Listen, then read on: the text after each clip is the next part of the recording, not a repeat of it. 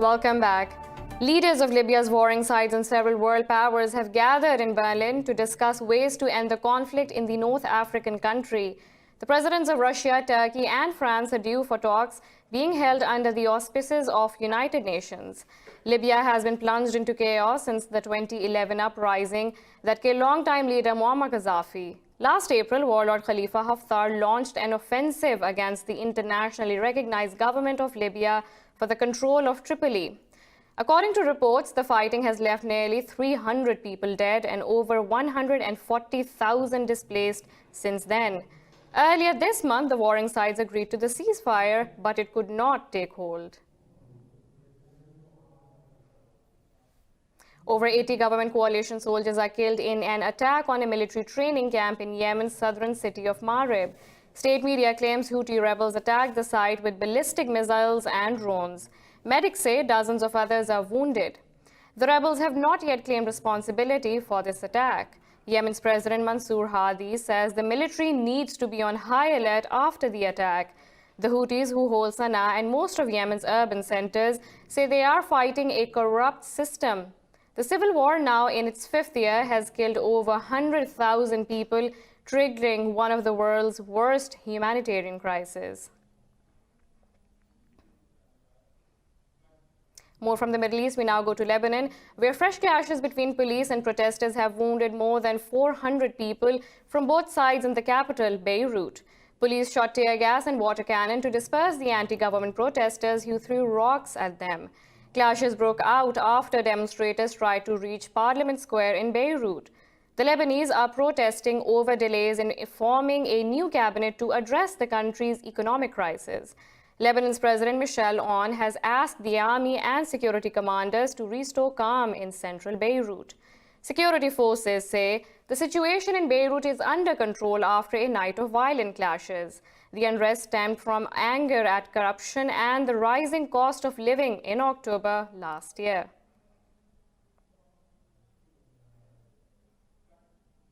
A Palestinian has been killed and another wounded in two separate explosions in the southern Gaza Strip. The health ministry says the mysterious blasts took place in Rafah city. The ministry said the wounded has been moved to nearby Abu Yusuf al-Najjar hospital for treatment. It said the blasts were caused by two explosive remnants of war in the area surrounding Gaza airport. In Syria, U.S. troops have allegedly blocked Russian soldiers from reaching oil fields in northeastern Hasakah. This comes amid a dispute between Moscow and Washington about the Romanian oil field. The Syrian Observatory for Human Rights says U.S. soldiers did not let a Russian military convoy pass through their checkpoint in the border city of Al-Malaikia. The Russian soldiers later returned to their camp northwest of Hasakah. King Abdullah II of Jordan has urged the Iraqi leadership for de-escalation of tensions in the Gulf region. In a letter to Iraqi President Barham Saleh and Prime Minister Adel Abdul Mahdi, he pledged full support for the cause. The Jordanian king emphasized the importance of maintaining Iraq's sovereignty. He said, respecting Iraq's border is central to regional and international safety and security. During his meeting with his Iraqi counterpart, Muhammad Ali al-Hakim, Safadi said the region does not need a new war. Al-Hakim said, Iraq has told the US and Iran frankly that it will not be anyone's proxy battlefield. Now we move on to Pakistan, where Prime Minister Imran Khan has warned if India continues its military attacks across the LOC, Pakistan will not remain an inactive observer. He said, Indian occupation forces continue to target and martyr civilians across the LOC with increasing intensity and frequency. Khan said, there is an urgent need for the UN to push India to allow the Security Council's military observers into occupied Kashmir. The Prime Minister reiterated that Islamabad fears an Indian false flag operation. India has clamped down on occupied Kashmir since 5th of August, creating a humanitarian crisis in the valley. Meanwhile, U.S. Assistant Deputy State Secretary for South Asia, Alice Wells, is arriving in Islamabad today on a 4-day visit. The U.S. State Department said the visit is part of her 10-day tour of the region. Deputy Secretary Wells will head out to Sri Lanka and India after Pakistan. The department said she will meet senior government officials and the civil society to discuss issues of bilateral and regional concern. Her visit follows Foreign Minister Shah Mahmood Qureshi's three-day visit to the US. Moving on, threatening people opposing the citizenship law, India's ruling BJP leader Dilip Ghosh says they will soon be unable to show their faces. Earlier, Ghosh called the demonstrators parasites for coming on the streets against the controversial law. In a rally, he said those refusing to show registration papers proving their Hindu identity will soon face consequences. Meanwhile, another BJP minister, Chandra Sarangi, said the new bill is an atonement for the sin of partition committed by the Congress. In a rally, Sarangi said the Amendment Act should have been passed 70 years ago.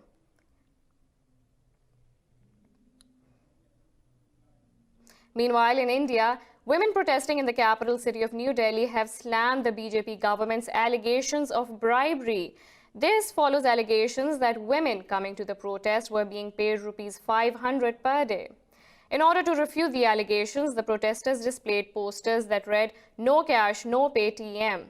Talking to media, the organizers said the protesters have been asked not to take money from anyone by any means. Protesters said they have gathered to protect 500 years of Indian heritage. They fear that if they don't raise their voices now, the children might be in danger in the future. The Shaheen Bagh sit-in has inspired nationwide rallies as similar demonstrators are being held in Bihar, Uttar Pradesh and Mumbai. In a related development, Bangladesh Prime Minister Sheikh Hasina says India's Citizenship Amendment Act is unnecessary. Reacting to the law deemed discriminatory to Muslims, Hasina said New Delhi should review its stance. In an interview, Hasina said Dhaka cannot understand why the Indian government passed the act. The Prime Minister said people within India are facing many problems due to this development. She said there has been no recorded reverse migration from India after the passing of this law.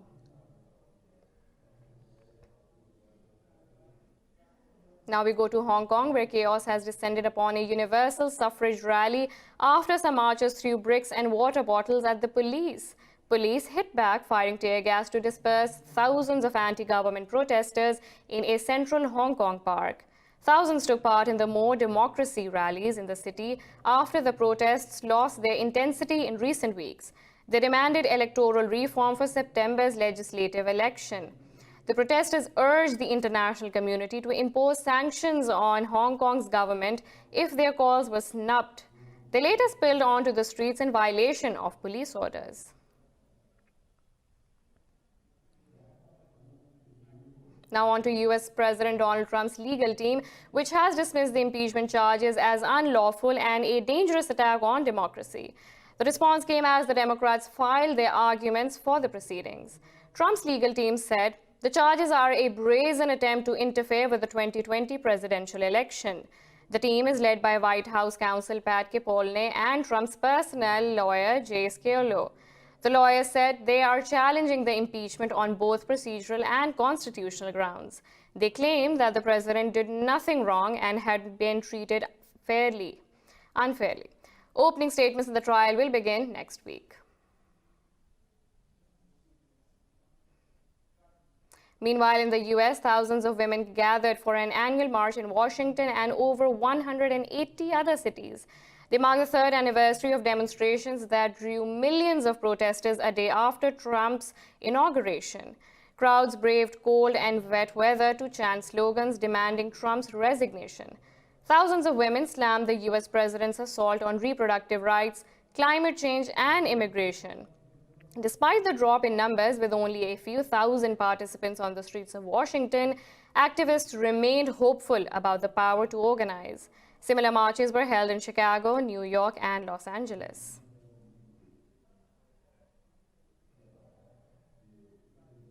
Venezuela's President Nicolas Maduro says he is open to direct negotiations with the United States. In an interview published by a leading US paper, Maduro said he was still comfortably in charge. Maduro said instead of ongoing confrontations, respectful dialogue between both governments can create a win-win situation. He said, U.S. oil companies can benefit from Venezuela's oil if Washington were to lift sanctions. Maduro also expressed his willingness to talk with opposition leader Juan Guaido, but dismissed his central demand that he step down. The U.S. and over 50 other countries recognize Guaido as the country's legitimate interim president. Despite crushing U.S. sanctions, Maduro remains in power and is backed by Venezuela's military as well as Russia, China, and Cuba. Welcome back.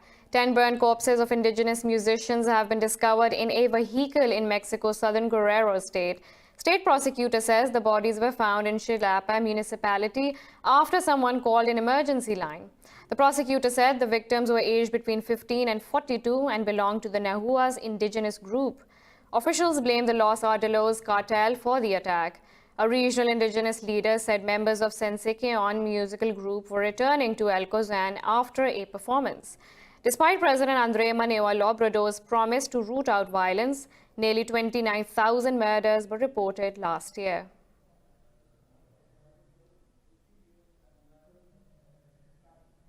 In Brazil, 6 people have died in floods and landslides triggered by torrential rains in southern Espírito Santo state. Firefighters said the victims were from the towns of Iconha and Alfredo Chaves. Officials said in just 24 hours, Alfredo Chaves recorded rainfall that it normally gets in the entire month of January. In a state, 2 elderly people died after a landslide engulfed their home in mud. Rescue officials said streets turned into rivers as raging muddy waters swept away cars. Authorities said in Iconha, nearly all of the town's shops were destroyed. 7 trekkers have gone missing in Nepal's northwest Himalayan region after an avalanche hit their trail. Police say trekkers included 4 South Koreans and 3 local guides. Officials said heavy rain and snowfall triggered the landslide. They said the area where the avalanche struck the group is estimated to be about 150 kilometers northwest of capital Kathmandu. 4 helicopters have been deployed for the search and rescue mission. Officials say rough weather conditions are making the rescue operation difficult. 17 new cases of the mysterious new coronavirus have been reported in China. Health officials at the inland city of Wuhan said 3 patients are in a severe condition, with 2 of them too critical to be moved. Officials say there are now 62 confirmed cases of the illness. Following WHO's warnings, airport authorities in the U.S. are screening passengers from Wuhan. Similar measures are also being taken in Japan, Thailand, South Korea, Singapore, and Malaysia. 2 cases have also been reported in Thailand and 1 in Japan.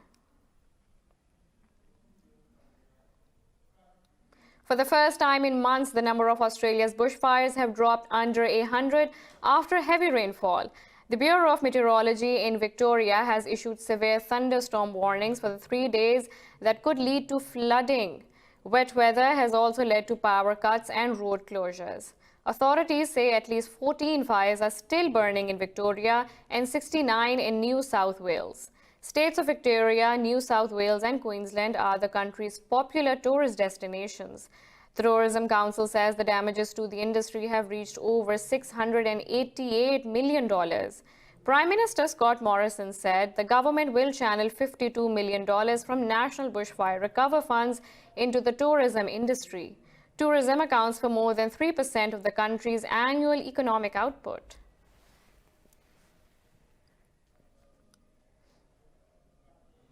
Canada's federal government says it will help Newfoundland dig out after a massive blizzard buried cars and left thousands without power. Natural Resources Minister Seamus O'Regan said military reservists might be called in. O'Regan said the immediate priority is snow removal and clearing roads to the snowbound hospital. The storm dumped as much as 76.2 centimeters of snow on provincial capital St. John's. Authorities said a state of emergency remained in effect with businesses and the international airport closed. Earlier, Canada's Prime Minister Justin Trudeau urged everyone to adhere to authorities' instructions.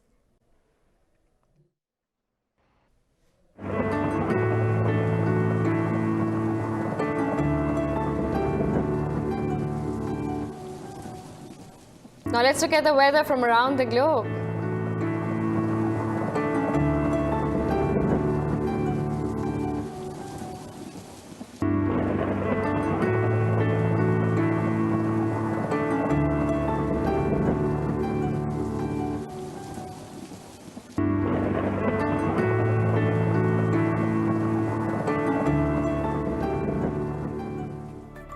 This is all for now. For the latest updates, you can follow us on social media at indus.news.